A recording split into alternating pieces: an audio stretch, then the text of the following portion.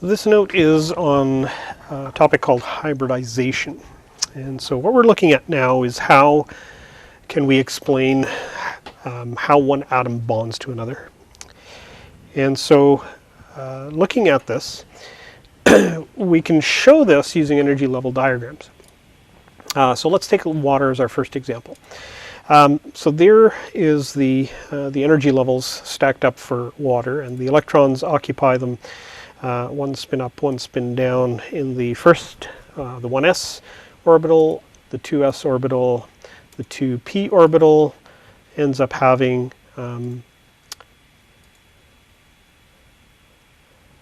4 electrons in it, and you'll notice that 2 of them are unpaired.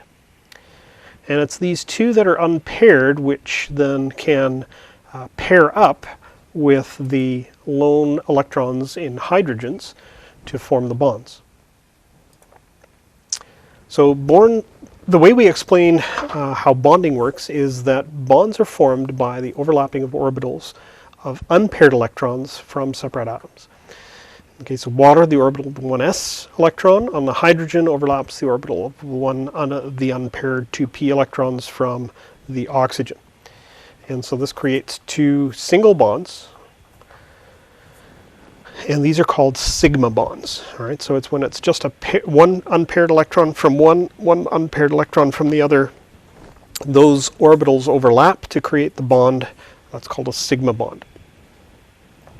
And so other examples we can use are OCl2, SF2, that sort of thing. If we take a look at CH4, though, it's not quite that simple. We run into a little bit of an issue. So let's look at carbon. So the electrons stack up in carbon, thusly. And in hydrogen, again, we got the one single electron. All right, so looking at this, we would say, okay, well, we have the 2p electrons, and there's 2 of them unpaired, so why is it we have CH4 and not CH2? And so we have to kind of try and manipulate our example or our way of picturing carbon, because in actual fact we get CH4, methane. And we know it's a tetrahedral shape, and we know that it's perfectly symmetrical, and all of the bonds are exactly the same. So something is happening to the carbon to allow for 4 hydrogens to bond instead of just the 2. All right, so to get 2 more electrons, somehow we have to get, and we're saying that bonds are created by the overlapping orbitals of unpaired electrons, so that they pair up, right? So that means somehow we have to get 2 more unpaired electrons. So, and you think, okay, well, looking at this, there's an empty spot up here in the 2p. Why don't we just take this one electron and pop it up here? But if we do that, notice that these things are at different energy levels. And now we have a situation where we have 1 electron that's different from the other 3. And that's not going to work either, because we know that methane is a tetrahedral shape, and all 4 bonds are exactly the same. So what we do, we create, or we use our theory, and we say, okay, let's say we kind of adjust, because these energy levels are fairly close to each other. Let's adjust these energy levels so that we blend the s and p orbitals when we create the bonds. And so we call these hybrid orbitals. And we create a hybrid orbital out of the s, the 2s, and the 2p, so that they are all at the same energy level, and therefore can have the same amount of energy, and therefore create the same shape, the right shape. Okay, so now it takes energy to do this, but the energy is compensated for by the energy that's given off when bonds are made with the other atoms. All right, so mathematically, 2s and 2p orbitals on carbon can be combined and then reapportioned to provide 4 equivalent bonds. We call them hybrid orbitals, and we call them an sp3, because there's 3 spots now in the p orbitals that are going to be taken up by unpaired electrons, and 1 from the s. So here's how this looks. rather than having carbon in the ground state like this, we hybridize it so that we create what we call a 2sp3 hybrid orbital.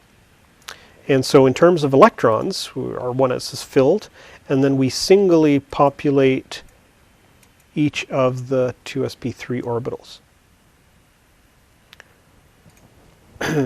All right, so this sp3 hybridization now allows for 4 unpaired electrons from the carbon, which can combine or overlap orbitals with the 1s orbitals from the hydrogens.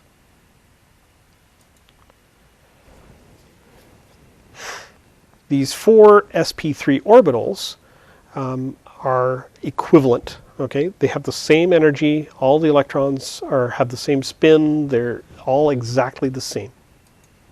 Okay. All right. Other elements can also exhibit this hybridization. So, for example, phosphorus in the sp in the 3 s and the 3p, we can hybridize that as well. For phosphorus, it looks a little bit different.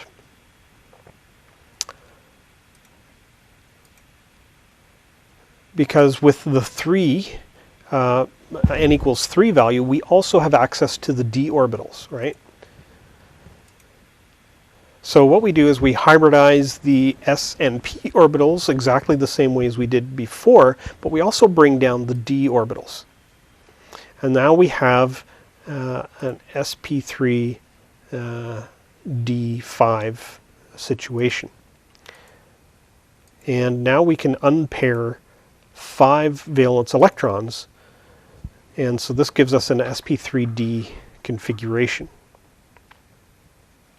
So the s has 1 electron, the p has 3 electrons, and the d has 1 electron in it. Okay, so the designation here, the 3, corresponds to how many of these p orbitals are occupied by single electrons. You'll notice that the d only has the 1, so like in most things in chemistry, we don't write 1s. Okay, there's 1 s, 3 p's, and 1 d in this scenario.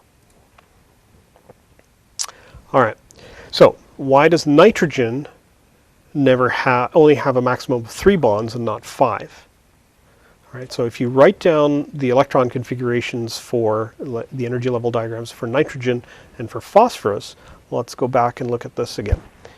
All right, nitrogen essentially has the 2s and then the 2p singly occupied with all of them, right? So same configuration, only down 1 energy level. All right, but the n equals 2 energy level doesn't have a d orbital, and so therefore we cannot hybridize it in the same way as we do the one for phosphorus. So you cannot unpair this, the 2 electrons for nitrogen. You can only have 3 unpaired electrons with nitrogen, and so that's why it'll only ever have 3 bonds and not 5. Okay, so now our theory explains why that is. Have a look at xenon and see if you can figure out how it forms 6 bonds. Do that on your own. What would you hybridize? What would be the hybridization in boron to get 3 unpaired electrons? Okay, so these are a couple of things. I'm not going to talk about them in the notes any further. You can ask questions if you're having trouble, but that's an exercise I would do in the classroom if you were here.